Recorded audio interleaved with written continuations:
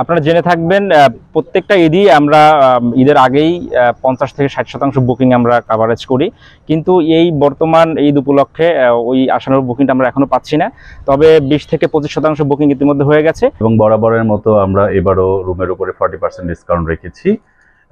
এখন পর্যন্ত যে লং টাইমের যে ছুটিটা পড়েছে ঈদ উল আজহাতে আমাদের যে পরিমাণ বুকিং আসছে এবং আমরা খুবই আশাবাদী যে আগামী কয়েকদিনের মধ্যে রুমগুলো ফুল হয়ে যাবে।